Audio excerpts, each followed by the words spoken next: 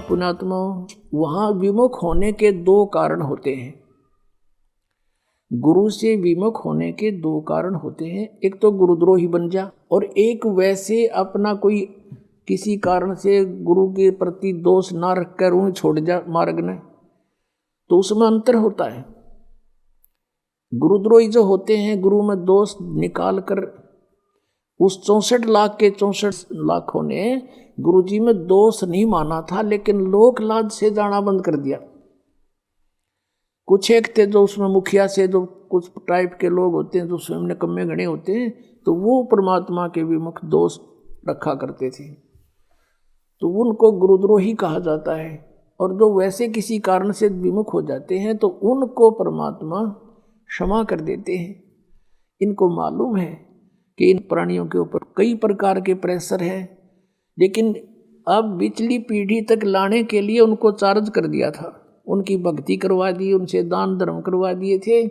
तो उस कारण से फिर मनुष्य जन्म मिलते हुए आप जी को अब तक आ रहे हो। और मनुष्य जीवन से जो आता है प्राणी, और अब भी उसको मनुष्य जीवन प्राप्त है, उसके कर्म भी बहुत अच्छे होते हैं, उसका स्वभाव भी अच्छा होता है, और परमात्मा के बिना वो रह नहीं सकता। तो वो स्थिति आप जी की है।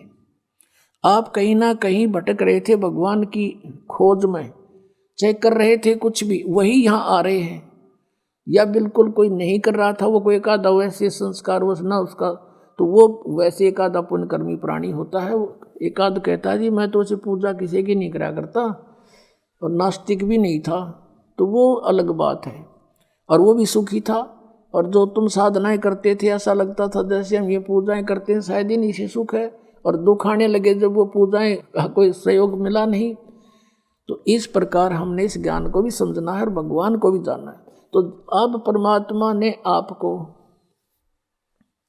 ये ज्ञान साथ दिया है, और इस ज्ञान के आधार से, और पहले हमने जो फॉल पॉइंट हमारे हुए जिससे हम फेल हुए, वो भी याद दुआ रखे थे दास ने।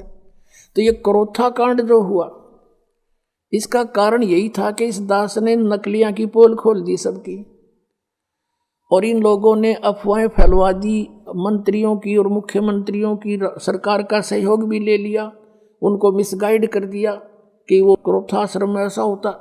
समाचार पत्रों में भी ऐसी भूंडी बदनामी कर दी, लेकिन मेरा एक भी बच्चा हमसे दूर नहीं हुआ, क्योंकि वो दास को बहुत गहराई से समझ चुका था।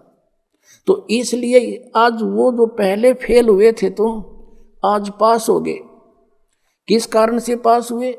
कि आप जी ने परमात्मा को पहचान लिया, आप शिक्षित हैं। वेदों को दिखाया दास ने, गीता जी को दिखाया, पुराणों को दिखाया, अन्य नकलियों के सब आपके सामने इतिहास दिखाए, तो आपको 100% विश्वास हो गया कि कबीर इज गॉड, और हमारे गुरुजी हैं, चाहे कोई कुछ भी कहो।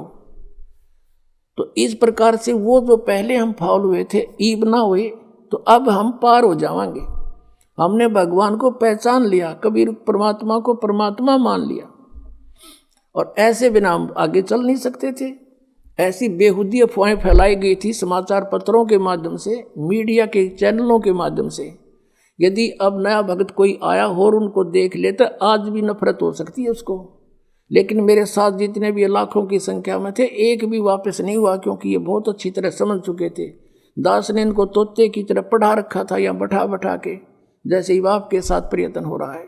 अब जो प्रसंग चल रहा है, जो जन मेरी शरण है ताका हूँ मैं दासी, गेल गेल लाग्या फिरूं जब तक धरती आकाशी, जो बच्चा गौ की नजर में यूं साई को संत, भक्तों के पीछे फिरे यू भक्त वत्सल भगवंत।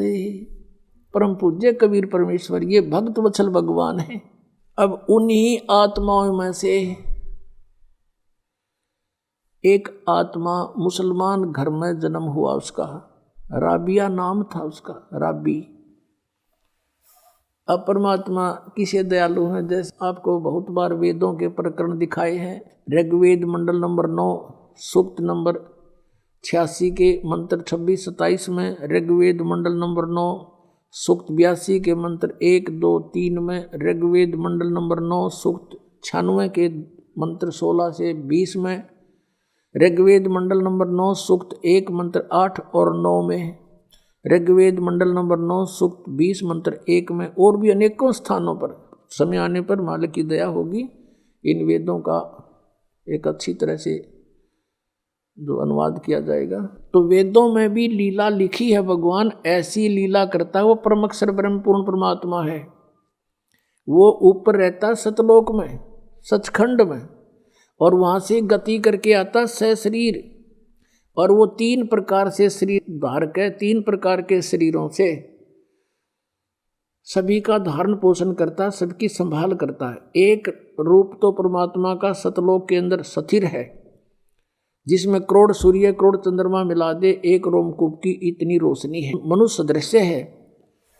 और दूसरी टाइप का जो शरीर मालिक धारण करते हैं, नवजात शिशु का रूप धारण करके प्रकट होते हैं किसी तालाब के ऊपर जल पर, इसलिए उसको नारायण बोलते हैं। हाँ, वो निर्धारित कार्य होता है परमात्मा का, किसी संस्कारी हंस वहाँ से कोई उठा ले जाते हैं और वो फिर उस परमात्मा की परवरिश की लीला एक कुंवारी गायों से होती है। वो कुंवारी गायों का दूध पीते हैं और नहीं पीते हैं,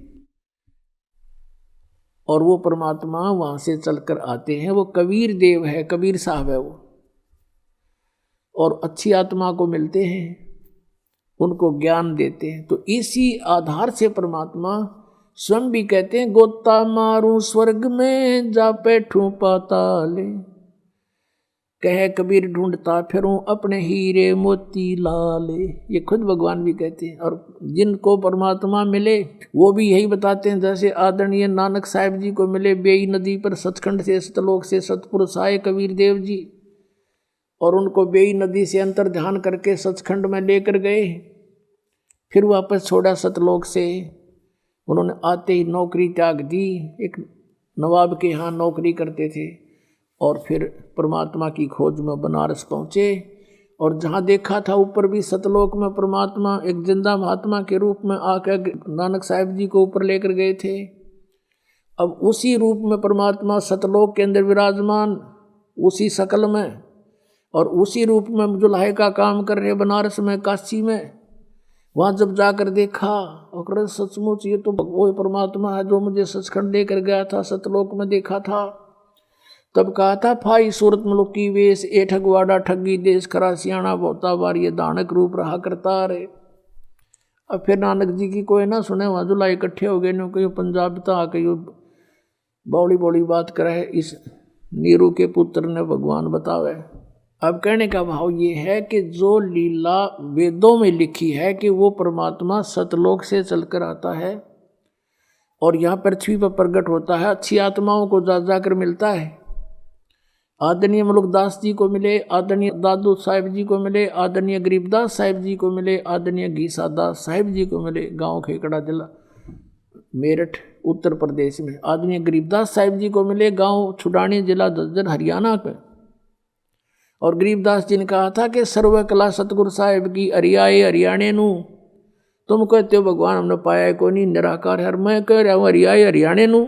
गरीबदास जी कहते हैं मैं कह रहा हूँ हरियाए हरियाणे नू। परमात्मा यहाँ आए थे हमारे पास जब तक हरियाणा बना भी नहीं था, ज्वाइंट पंजाब था, और शब्द बोले गए हरियाए हरियाणे नू। परमात्मा के वचन से ये अलग क्षेत्र हरियाणा बन गया, नहीं तो आज हम इस वाणी को कैसे स्पष्ट करते कि हरियाए हरियाणे नू। तो ये हरियाणा क्षेत्र बना दिया मालिक ने, बनवाना ही था ये। कहते हैं साध वचन पलटे नीचे पलट जा ब्रह्मांड।